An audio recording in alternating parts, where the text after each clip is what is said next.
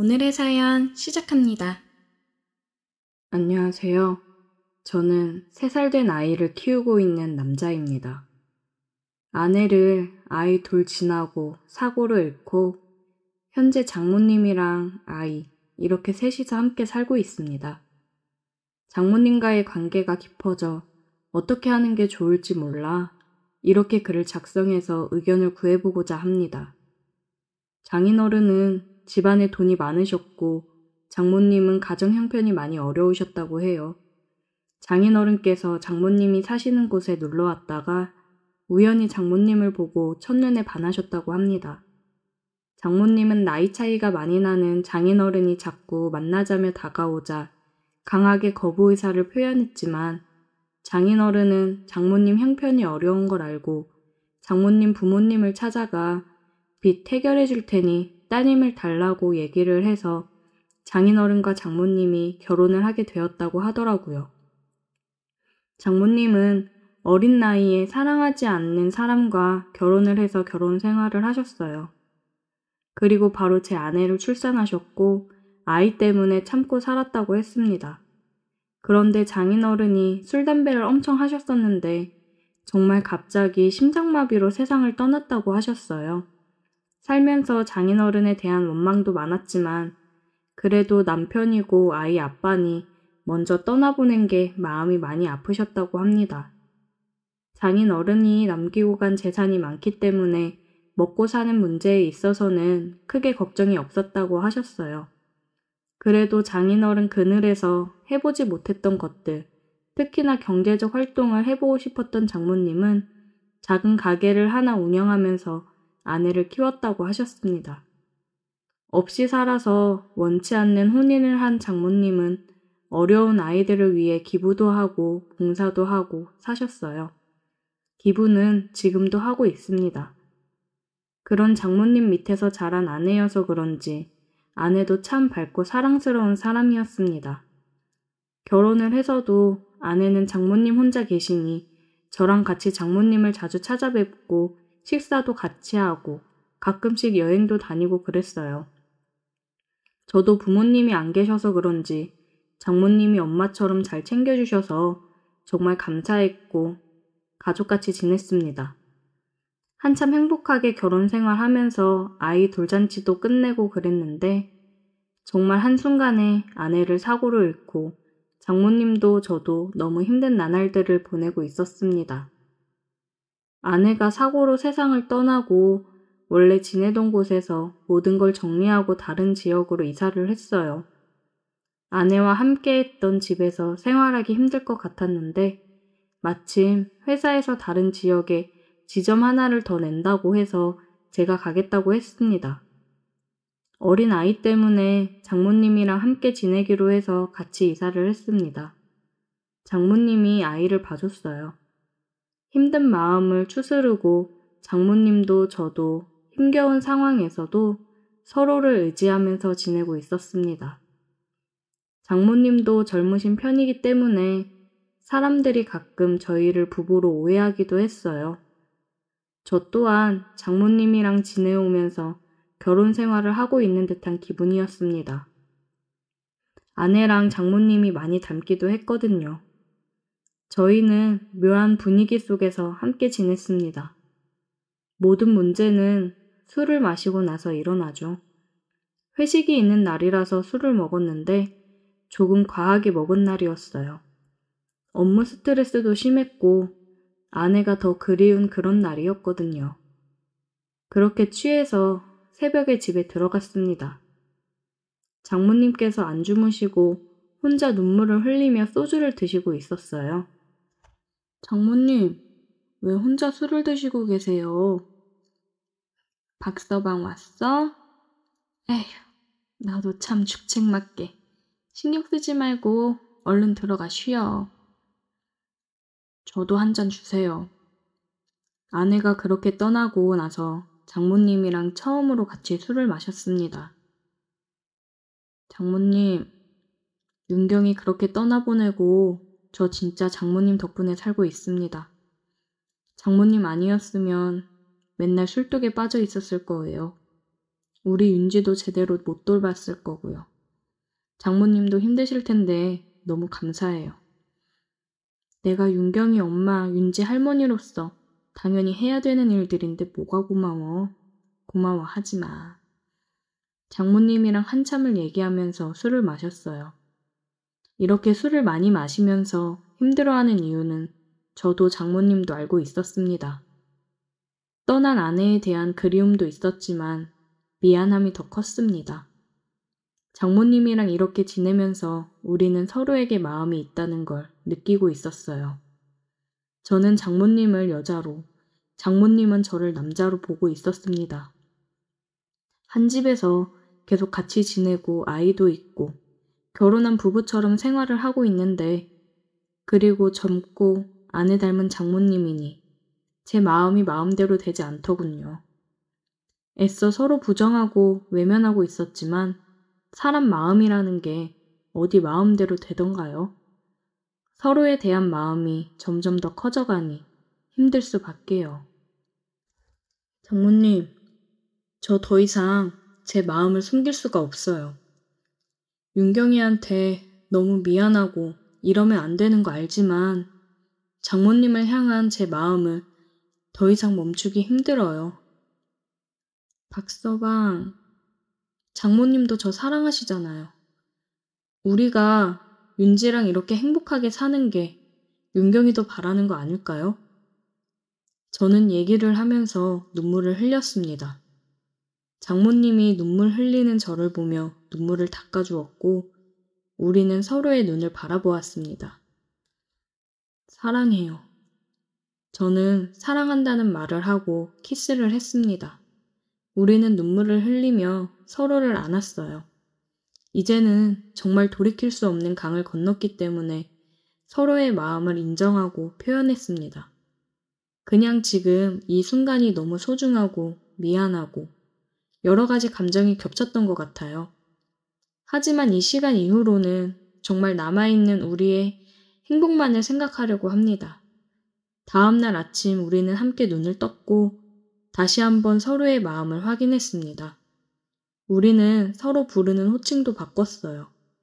더 이상 장모님이 아닌 자기라고 부르고 있습니다. 아이한테도 얘기할 때 엄마라고 부를 수 있게 얘기하는 중이에요. 힘들었던 삶 속에서 조금씩 다시 행복을 찾아가고 있었습니다. 특히 장모님은 그동안 눌러왔던 걸 풀어내듯 밤이 되면 돌변했어요. 사랑하지 않았던 장인어른과의 결혼 생활이 행복할 리 없었겠죠. 그리고 일찍 과부가 된 탓에 얼마나 욕구가 쌓였겠어요. 그리고 이제 서로 사랑하는 사이가 됐으니 그 욕구가 표출되는 건 당연하다고 생각합니다. 저 또한 너무 좋았습니다. 밤마다 돌변하는 장모님을 보며 저도 밤마다 뜨거워질 수 있어서 기분이 너무 좋더라고요. 퇴근하고 오면 항상 그랬듯이 맛있는 저녁을 준비하고 뽀뽀를 하며 저를 반겨주는 사람이 있으니 집에 들어오는 것도 행복입니다. 저녁을 먹고 아이와 시간을 보낸 후에 일찍 잠을 재우고 있어요. 온전히 우리 둘만의 시간을 보내기 위해서 빠른 육퇴를 하고 있습니다. 문화센터만 다니다가 아이를 어린이집에 보내기 시작했고 아이가 어린이집에 가 있는 시간이면 제가 평일 연차를 내고 둘이서 영화도 보고 맛있는 것도 먹으러 가고 남들처럼 평범한 데이트를 하며 지냈습니다. 이렇게 행복한 날들을 보내는 와중에도 한 가지 걱정이 되는 건 아이가 컸을 때 혹시나 우리 사이가 일반적이지 않다는 걸 알았을 때 많은 상처를 받을까봐 걱정이 되네요. 평생 장모님을 엄마로 알고 살아갈 수 없을 테니까요. 이렇게 행복하다가도 그런 부분을 생각하면 또 한없이 생각이 많아지는 밤을 보내고 있어요. 우리는 가족으로 행복하게 살아가고 싶은데 커가면서 모든 걸 알게 되는 딸의 마음을 생각했을 때는 정말 이러면 안 되는 건가 싶기도 합니다. 우리 딸도 모든 걸 이해해 줄 수 있을까요? 그건 저희의 큰 욕심이겠죠? 어떻게 하는 게 현명한 방법일까요? 안녕하세요. 올해 24살이고 군 제대 후 복학한 대학생입니다. 14살의 연상녀와 처음 만난 지는 8개월이 조금 넘었습니다. 알바하던 식당의 주인 여자였는데 나중에 결혼하면 내 마누라가 저렇게 늙었으면 좋을 것 같다란 생각이 전부였습니다. 하지만 회식 자리에서 술을 마시고 이런저런 얘기를 하다 보니 생각도 잘 맞고 말도 잘 통해 제가 먼저 호감을 느끼게 되었고 함께 일하는 것도 즐거웠습니다. 그리고 다른 직원들한테는 말하지 말라며 자기는 돌싱이라고 말을 하더군요. 당시 저도 만나는 여친이 없는 상태였고 군 제대한 지 얼마 되지도 않은 상태여서 솔직히 나이 따져가며 이것저것 가릴처지도 아니었어요. 속으로 나이차가 좀 나면 어때? 이 정도면 나쁘진 않잖아 라는 생각을 하게 되었고 그땐 그냥 현실에 충실하자 란 생각이 더 컸습니다. 레스토랑에서 매일 마주치며 일을 하다 보니 자연스레 술을 마시는 날도 많아졌고 단 둘이 술을 한잔하게 되면서 연인 사이로 발전하게 된 거죠. 처음 며칠간은 사장님 하다가 어느 때부터인가 이름을 부르기 시작했고 그렇게 일주일에 5번 정도를 그녀의 집에서 살다시피 하며 지냈습니다. 저녁 후 복학 전까지 용돈이나 벌 겸 집 주변 알바 자리를 알아보다 집에서 5분 거리에 떨어져 있는 이탈리안 레스토랑이 오픈하면서 홀서빙 아르바이트를 구하길래 냅다 연락했고 이튿날 면접을 보러 갔다. 저 면접 보러 왔는데요. 입구에 들어서자마자 이 한마디 하니까 매니저님으로 보이는 여성분이 사장님께 안내해 주겠다며 따라오라고 한다. 그녀의 뒤를 쫄래쫄래 따라갔더니 웬 여자 한 명이 커피를 내리고 있는데 드라마 미르에 나오던 김희애처럼 완전 꿀광 피부에 30대 초반에 완전 매력적인 여자인데 앳되고 굉장히 미인이었다. 딱 봐도 사장 같아 보이더라고. 약간 새침해 보이면서도 정숙하고 청순한 느낌이 든다고 할까? 나를 위아래로 한번 쭉 스캔하신 뒤 하시는 질문은 딱 2가지. 전역한 지는 얼마나 됐어요? 네, 1달 됐어요. 여자친구 있어요? 네. 면접 보는 자리에서 다짜고짜 여자친구 있냐고 물으니 나로선 당황스러웠다. 아니요. 사귀는 사람 없는데요. 그럼 다음 주 월요일부터 출근할 수 있겠어요? 네, 할 수 있습니다. 그럼 앞으로 잘해봅시다. 출근하고 며칠 동안은 기본적인 메뉴, 손님 응대 방법, 서빙 방법 이것저것 배웠고 옆에서 시키는 대로만 하다가 그렇게 한 일주일 정도 지나니 일도 익숙해지고 사람들과도 꽤 친해져 끝나고 맛있는 거 먹으러 가고 술 한잔 하는 일도 생겼다. 일도 손에 있고 직원들과 친해진 이후론 솔직히 알바 가는 게 집에서 노는 것보단 재밌고 하루가 기대되기까지 했다. 사장님은 30대 후반임에도 30대 초반 클래스를 풍기는 행동 안에 연예인급 아우라를 풍기는 모습에 설레이기까지 했던 적도 몇 번 있었다. 외형적인 모습도 좋았지만 무엇보다 매력적인 건 인간성이었다. 이분은 내가 20대 중반이었음에도 존댓말을 항시했으며 사람을 존중할 줄 아는 교양 있는 사람이었다.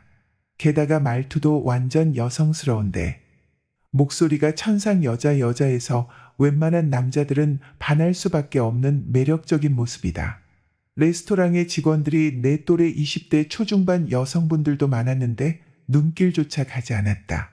걔 중엔 나 좋아하는 애도 몇 있었지만 내가 미친놈인지 사장님에게 자꾸 마음이 가는 거다. 처음엔 직원으로 허드렛 일이나 홀서빙 위주로 했었는데 종종 사장님도 지나가면서 너무 무리하지 말고 쉬엄쉬엄 하세요. 라고 달달한 말을 뱉고 갈 때면 심장이 바운스 요동치곤 했다. 당시 새벽마다 운동을 하고 오는지 가끔 레깅스 차림으로 출근할 때도 있었는데 나도 모르게 눈이 가고 그러다 보니 서로 또 눈 마주치기라도 하면 조금 묘한 기류가 형성되더라. 일부러 그랬던 건지는 몰라도 이쁜 옷 입고 출근하는 날엔 꼭 나와 마주쳤던 것 같다. 레스토랑 홀엔 죄다 여자 직원들 뿐이었고 주방엔 이모 2명과 40대 초반의 유부남 실장과 호텔 조리학과 졸업하고 입사한 신임 남직원 2명이 있었는데 나와는 형동생하는 사이였다. 하루는 한정식 집에서 회식을 했는데 오랜만에 단체 회식이라며 기분이 좋았는지 맥주 잔에 소주 말아서 잔을 돌리기 시작하더니 몇 명 빼고 전부 취한 상태에서 2차로 노래방을 갔는데 다들 취기가 잔뜩 올라 춤추고 난리도 아니더라. 유부남 실장은 주방 이모와 브루스까지 추더라고.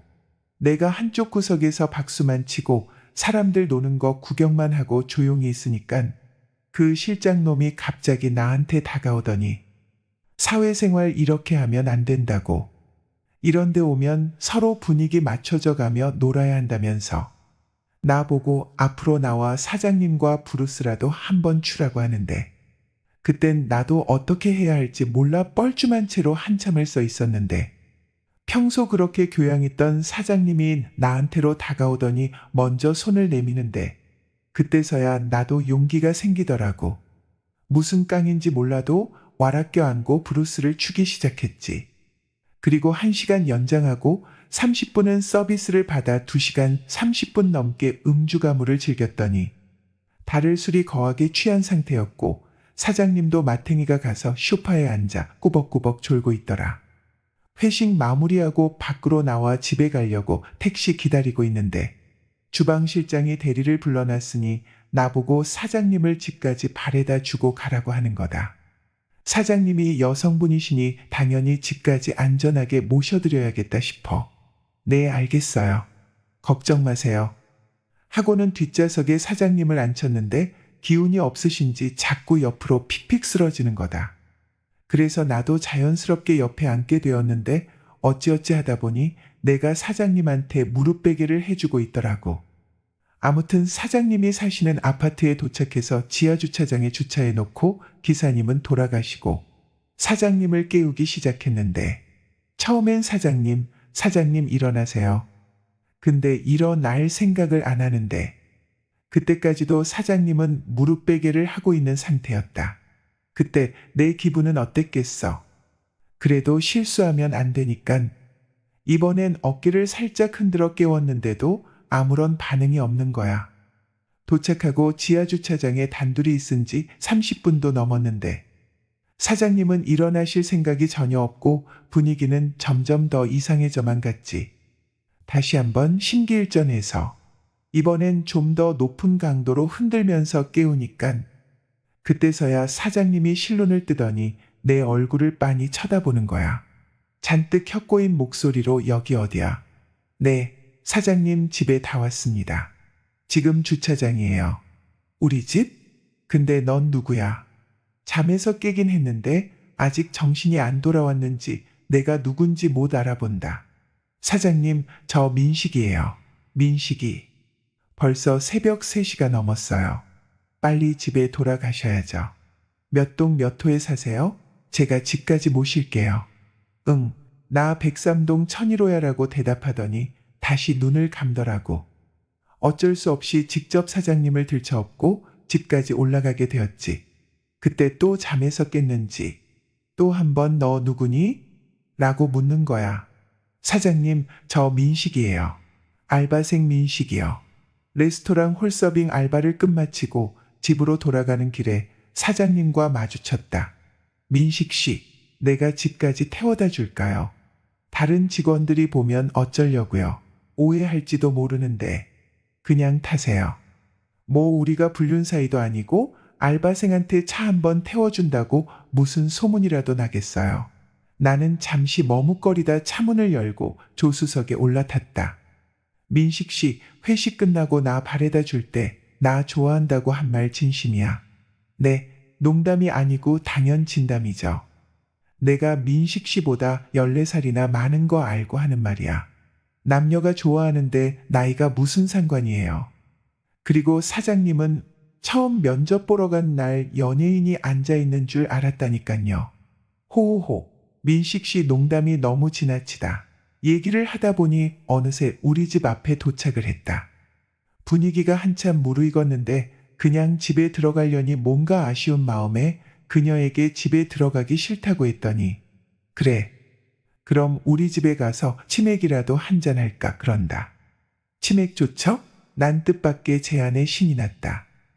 그날 이후 38살 돌싱녀와 24살 알바생의 비밀 연애가 시작되었죠. 하지만 둘 사이는 그렇게 오래 가진 못했어요. 3개월 뒤 내가 대학에 복학하게 되면서 자연스럽게 일 그만두고 헤어지게 되었죠. 근데 저번 주에 레스토랑 사장이었던 헤어진 여친에게서 문자가 한 통 왔습니다. 잠깐 만나서 이야기 좀 하자고. 그래서 간만에 얼굴이나 볼까 하고 집으로 찾아갔는데 제 아이를 임신했다는 겁니다. 처음에는 솔직히 믿겨지지가 않아 내가 뭐라고 말을 해야 할지 모르겠더라고요. 대학교에서 시각 디자인을 전공하고 현재 기업 홍보팀에서 일하고 있는 여성이에요. 이제 막 유치원에 들어간 딸을 둔 엄마이기도 하고요. 저희 남편은 보석 디자이너예요. 남편은 어릴 때부터 손재주가 좋았대요. 저와 분야는 달랐지만 같은 디자인 쪽 일을 하고 있어서 우리는 서로 대화도 잘 통했어요. 저 역시 어린 시절부터 미술에 소질이 많았어요. 예술 분야에 관심도 많았고요. 친구들이 문구점에서 종이 인형 세트를 사서 가지고 놀 때 저는 직접 인형을 그려서 가지고 놀 정도로요. 친구들은 제가 그린 인형 옷이 파는 것보다 더 예쁘다고 부러워했어요. 그래서 제게 과자까지 사주면서 자기 인형 옷도 그려달라고 조르곤 했었죠. 부모님께서는 다행스럽게도 그런 저를 이해해 주셨고 부모님의 지원으로 마음 놓고 그림을 그릴 수 있었죠. 저희 부모님은 맞벌이를 하셔서 생활이 윤택한 편이었거든요. 저와 동생을 뒷바라지 하시기에 충분할 정도로요. 저는 고등학교 1학년 때부터 미대 입시를 준비했어요.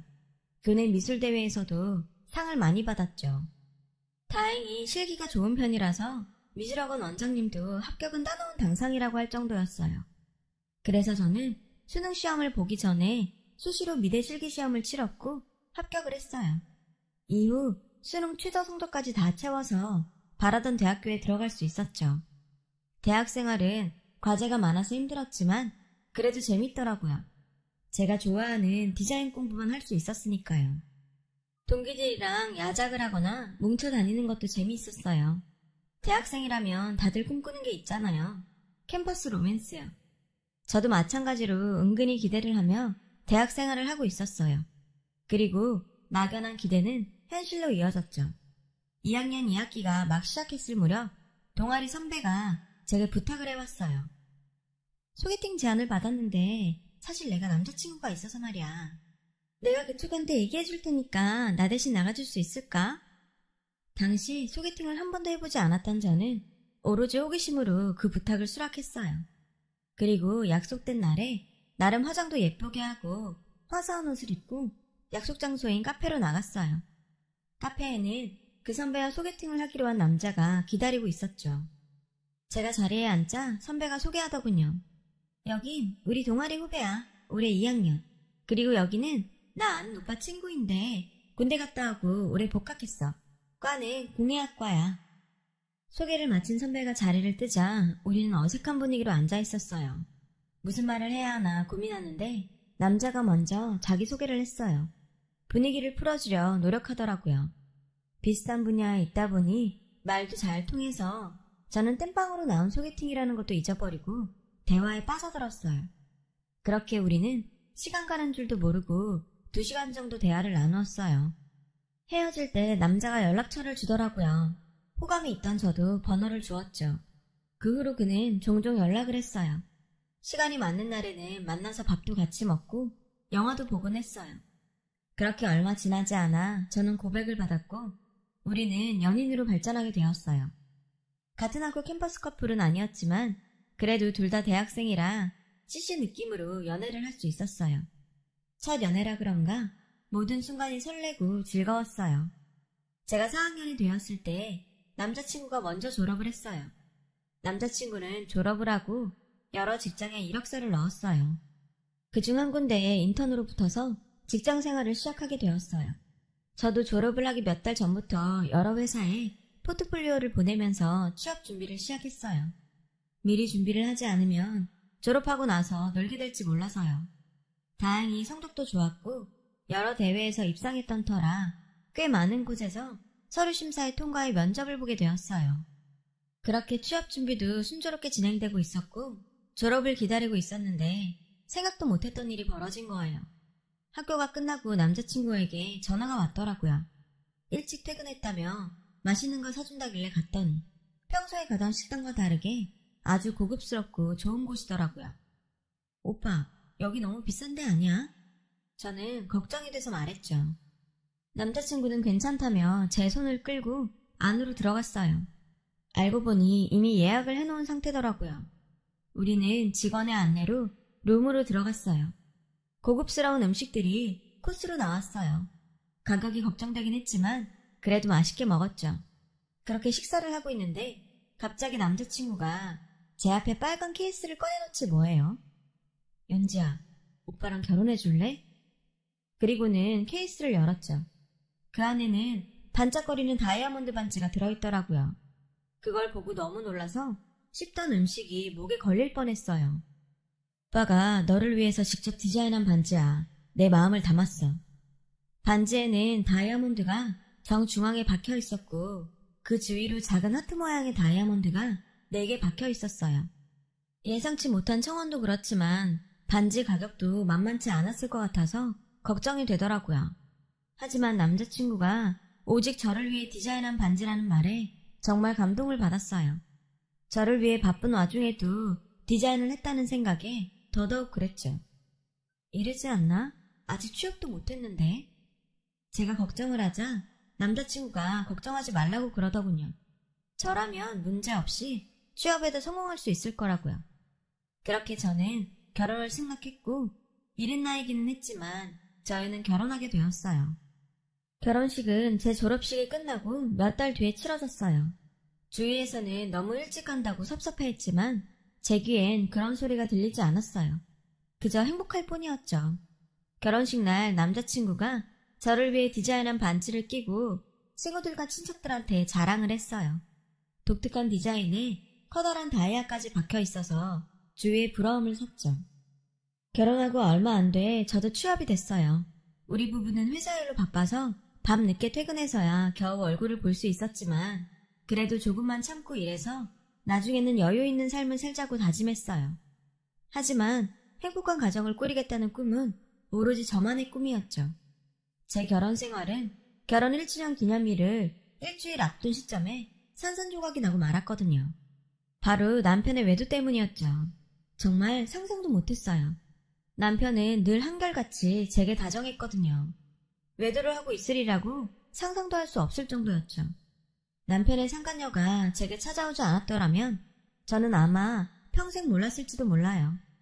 그 여자는 제게 전화를 걸어 다짜고짜 만나자고 했어요. 누구냐고 물으니 제 남편의 엄마라고 하더라고요. 너무 놀라서 처음엔 무슨 말을 하는지 이해가 안 됐어요. 머릿속이 하얘진 채로 만나러 나가보니 바로 초음파 사진부터 내밀더라고요. 혹시 유전자 검사 운운하면 당연히 해줄 생각이에요. 결과야 뻔하겠지만 증거가 없는 것도 아니고. 그러면서 제게 두 사람이 다정하게 찍은 사진과 키스하는 사진을 내밀더군요. 누가 봐도 외도가 분명한 모습이었어요. 반년 정도 만났는데 임신했다니까 그제서야 유부남이라고 말하더라고요. 처음엔 아이가 없었지만 어쩌겠어요. 단 애 지울 생각도 없고 아빠 없이는 애 키울 생각도 없어요. 그러니 그쪽 남편한테 얘기해봐요. 그렇게 드라마 속 한 장면 같은 만남이 끝나고 지옥 같은 마음으로 남편의 퇴근을 기다렸어요. 남편은 여느 때와 다름없이 퇴근을 했고 제게 다정하게 인사하려고 하더군요. 그 순간 저는 여자가 준 초음파 사진을 남편 앞에 내밀었어요. 오빠, 혼외자식 만들었다며. 제 무릎에 남편 얼굴이 하얗게 질렸어요. 그 모습에 여자 말이 사실인 걸 깨달았죠. 세상이 무너지는 기분이었어요. 남편은 제 앞에 무릎을 꿇었어요. 자기가 잘못했다고 빌려나 보다 했죠. 사실 그때까지도 남편을 사랑하는 마음이 조금은 남아있었기에 그 여자를 해결하고 제게 돌아오려고 그런다는 희망을 걸었거든요. 하지만 돌아온 말은 그게 아니었어요. 연자, 정말 미안한데 우리 이혼하자. 그 여자 우리 회사 이사님 친척이야. 사실 요즘 우리 회사가 재정이 어려워서 내가 여기서 잘못 처신하면 일자리도 못 지킬 거야. 그래도 널 사랑하는 마음은 변함없어. 하지만 나도 어쩔 수 없어. 눈물까지 글썽이며 이딴 소리를 하는데 살면서 그렇게 가증스러운 인간은 처음 봤네요. 여전히 저를 사랑한다는 말에 오만 정이 떨어져 바로 이혼 절차에 들어갔어요. 가슴이 찢어질 듯 아팠지만 딸이 남편의 외도로 이혼하는 걸 보는 부모님만 할까 싶어 참았어요. 그가 남편에게 빠져서 앞뒤 상황도 못 살폈는데 정신이 확 들더군요. 남편이 유책 배우자로 되어 위자료를 받을 수 있었어요. 그런데 남편이 이러는 거예요. 위자료에 조금 더 넣었어. 애엄마가 더 주라고 해서 말이야. 그러면서 판결난 액수보다 더 큰 돈을 입금했더라고요. 기가 막혀서 말도 안 나오더라고요. 그 면전에 대고 저는 결혼 반지를 빼서 던졌어요. 저를 위해 디자인에 따든 그 반지가 꼴도 보기 싫었거든요. 그런데 그 인간이 어땠는지 아세요? 다이아 반지를 주워서 챙겨가더라고요. 어찌나 찌질하던지 내가 어떻게 저런 인간을 좋아했을까 스스로 한심했어요. 그렇게 저는 돌싱이 되었어요. 이후로는 일에만 집중하며 살았죠. 위자료는 그대로 부모님 드렸어요. 부모님께서는 나중에 제가 필요로 할 때 주시겠다며 그대로 넣어두셨어요. 얼마 뒤 저는 회사에서 정신을 잃고 쓰러졌어요. 아픔을 극복하려 무리해서 일을 하는 바람에 건강이 악화된 거죠. 눈을 떠보니 응급실이었고 제 옆에는 모르는 남자가 앉아 있었어요. 깼어요? 쓰러져 있길래 앞뒤 안 가리고 일단 병원으로 왔는데 놀랐죠? 그리고 자기소개를 했어요. 연지씨 회사랑 협업을 하게 되어서 그쪽 회사로 회의를 하러 갔었어요. 저는 이번에 연지씨 회사에서 런칭하는 주얼리 브랜드의 디자인팀에서 일하고 있습니다. 자기를 보석 디자이너라고 소개한 그는 선한 인상을 가진 남자였어요. 저를 대신해서 병원 소속과 치료비까지 수납을 해주고 제가 깨어날 때까지 곁을 지켜주었더라고요. 저는 너무 고마운 마음에 살해를 하려고 했더니 끝까지 사양하더군요. 그리고는 건강 잘 챙기라는 말을 하곤 돌아갔어요. 그 후로 우리는 회사에서 자주 보게 되었어요. 첫 만남이 특별했던 탓에 오다 가다 인사도 꼬박꼬박 나누었고 그게 관계 발전으로 이어져서 얼마 지나지 않아 우리는 서로에게 호감을 갖게 되었어요. 저는 그 사람에게 제 과거를 고백했어요. 또 다시 상처를 입을까 두려웠거든요. 저는 아직도 남자를 믿지 못하겠다고 했고 그는 제 마음을 이해한다며 기다릴 테니 조급해하지 말라고 하더군요. 그러면서 저를 안아주었어요. 저는 몇 달이 지나도록 마음을 정하지 못했어요. 그러는 중에도 그는 말없이 저를 기다려주었죠. 부모님께서는 평생 상처를 안고 살 수는 없다시며 재혼을 응원해 주셨어요. 그 말에 힘을 얻은 저는 그와 연애를 시작할 수 있었죠. 그는 저보다 나이가 많았고 제게는 상처가 될까 내색하지는 않았지만 저와 결혼까지 생각하고 있는 것 같았어요. 저도 눈치는 챘지만 재혼이다 보니 신중해지더라고요. 그랬던 제가 재혼 쪽으로 마음을 굳히게 된 건 그의 부모님과 가족을 만나고 나서였어요. 초대를 받고 가보니 그의 부모님과 남동생이 있더라고요. 어머님은 몸이 좀 편찮으셨지만 저를 위해 손수 저녁상까지 차리셨더라고요. 그리곤 식구들 몰래 방으로 부르셨어요.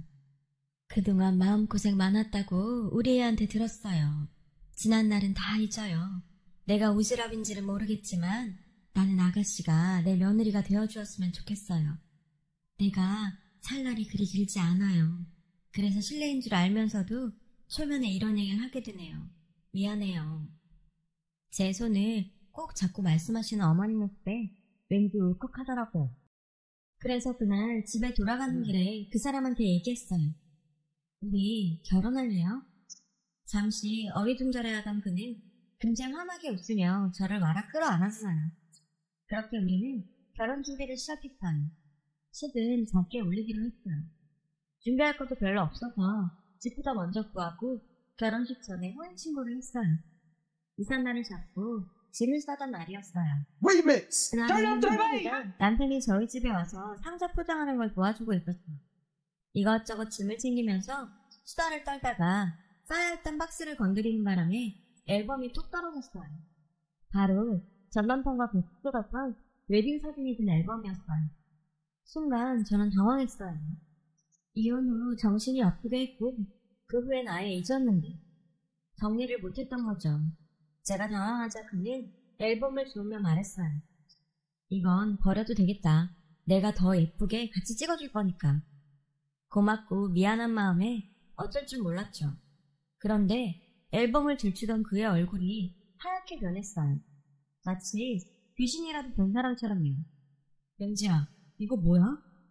그가 가리킨 건 전 남편이 절 위해 디자인했다던 그 반지였어요. 저는 우물쭈물하면서 전 남편이 직접 디자인해서 준 반지라고 했어요. 그 순간 남편의 얼굴이 무섭게 변했어요. 이제 잡았네, 이 그림은. 처음 보는 남편을 봤을 때 저는 어리둥절해서 무슨 일이냐고 물었어요. 그러자 남편은 일단 경찰에 전화 좀 하고 오겠다며 나갔어요. 잠시 뒤 들어온 남편은 씩씩거리며 상황을 설명했어요. 몇 년 전에 남편이 회사에서 인턴으로 일하고 있을 때였는데 회사에서 주얼리 아이디어 공유를 했다더라고요. 이건 우리 아버지가 엄마를 위해 직접 디자인한 반지였어. 저희 시아버님은 금은방을 하시거든요. 남편도 그런 아버지를 보고 보석 디자이너의 꿈을 키운 거고요. 아버지가 전 재산 다 모아서 자기가 만드신 디자인으로 제작해서 엄마한테 청혼하셨었어. 어릴 때부터 엄마 반지가 예쁘다고 생각했던 터라 디자인을 참고하려고 반지를 회사에 가지고 갔었거든. 그런데 사라져버린 거야. 분명히 서랍에 잘 넣어뒀는데 말이지. 혹시 누가 훔쳐간 게 아닐까 생각했지만 결국 찾지 못했어. 저는 혹시나 해서 그 회사가 어디냐고 물어봤더니 바로 전 남편이 결혼 직전 인턴으로 취업했던 그 회사더라고요. 그 반지를 잃어버리고 몇 달 동안 차마 엄마 얼굴을 볼 수 없었어. 엄마는 괜찮다고 하셨지만 난 그럴 수 없었지. 그 반지가 부모님한테 어떤 의미인지 누구보다 잘 아니까. 결국 우리는 짐 정리를 중단하고 바로 경찰서를 향했어요. 경찰은 절도죄로 고소가 가능하다고 했고 저는 제가 알고 있는 전 남편의 정보를 넘겨주었어요. 저녁 무렵에 전 남편이 경찰서로 왔어요. 왜 죄 없는 사람을 부릅니까? 간만에 본 전 남편은 참 뻔뻔하더라고요. 남편이 씩씩대며 전 남편에게 다가가자 경찰이 제지하며 상황을 설명했어요. 그러자 전 남편은 발뺌을 하더라고요. 그 모습에 화가 나서 결국 제가 나섰어요. 너랑 진작에 이혼하길 잘한 것 같다. 네가 디자인한 반지라고? 웃기고 있네. 제 등장에 전 남편은 당황했어요. 어리둥절한 표정으로 저와 제 남편을 번갈아 볼 뿐이었죠. 그리고 잠시 뒤 시아버님께서 경찰서로 오셨어요. 남편의 전화를 받고 부랴부랴 결혼사진까지 챙겨오셨죠. 낡은 옛 사진 속에는 젊은 날의 어머님과 아버님이 계셨어요. 어머님 손에는 그 반지가 끼워져 있었죠. 하트 모양의 다이아몬드까지 하나도 다른 게 없었죠. 경찰은 자수하는 게 낫겠다고 설득했고 결국 전 남편은 자신이 그때 훔친 게 맞다고 자백했어요. 잘못했습니다. 청혼을 해야 했는데 돈이 모자라서. 반지를 여전히 가지고 있냐는 물음에 전 남편은 그렇다고 대답했어요. 비싼 다이아몬드 반지라 잘 두었다고요. 경찰은 전 남편의 도주를 우려해 수색영장을 받아 전 남편의 집으로 갔어요. 그렇게 1시간 정도 기다렸는데 수색을 나간 경찰이 돌아왔어요. 그리고 그 뒤를 따라 전 남편의 아내가 따라 들어왔어요. 예전에 저를 찾아왔던 상간녀였죠. 여자는 무고로 고소를 하겠다며 길길이 날뛰더라고요. 그러자 경찰은 증거도 있고 이미 남편분이 자백을 했다고 하자 더 이상 아무 말도 않더군요.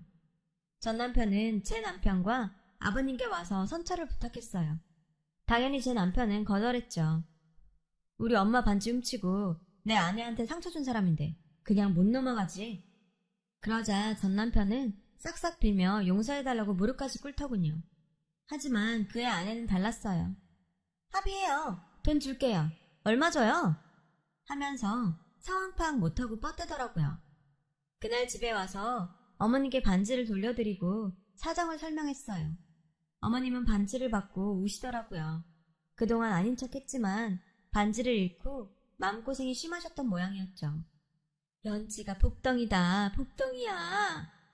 제 손을 잡고 반지를 찾은 게 모두 제 덕분이라고 울먹이시는데 부끄러워서 얼굴이 화끈거렸어요. 솔직히 제가 한 건 아무것도 없잖아요. 아버님은 전 남편을 용서해 주자고 하셨어요. 질 나쁜 놈이긴 하지만 결혼식 앞두고 일 키울 일 있겠냐고요. 그냥 적살한다 치고 봐주자고 하셨죠. 그러시며 제 의견을 물어보셨어요. 저도 아버님 뜻에 따르자고 했어요. 보아하니 돈 많은 아내한테 꽉 잡혀서 사는데 이미 벌 받고 사는 것 같았거든요. 그렇게 일은 마무리되었고 우리는 무사히 결혼식을 올릴 수 있었어요. 이제 행복한 날만 있을 거라 생각했는데 가슴 아프게도 이듬해 시어머니께서 세상을 떠나시고 말았어요. 어머님은 돌아가시면서 제게 당신의 결혼 반지를 물려주셨어요. 돌고 돌아 반지가 또다시 제게 돌아온 거죠. 살다 보면 눈에 보이지 않는 기적과 운명이 느껴질 때가 있어요. 저는 어머님께서 물려주신 반지를 볼 때마다 그런 생각을 하곤 해요. 그래서 지금 제 곁에 있는 가족이 더없이 소중하고 애틋해요. 여전히 저만 바라보는 남편과 눈에 넣어도 아프지 않을 딸과 함께 앞으로도 행복하게 잘 살겠습니다. 제 사연을 들어주셔서 감사드려요. 여러분, 사연 댓글에 응원과 현명한 조언 부탁드려요. 좋아요와 구독은 저에게 큰 힘이 됩니다. 오늘도 좋은 일 가득하세요.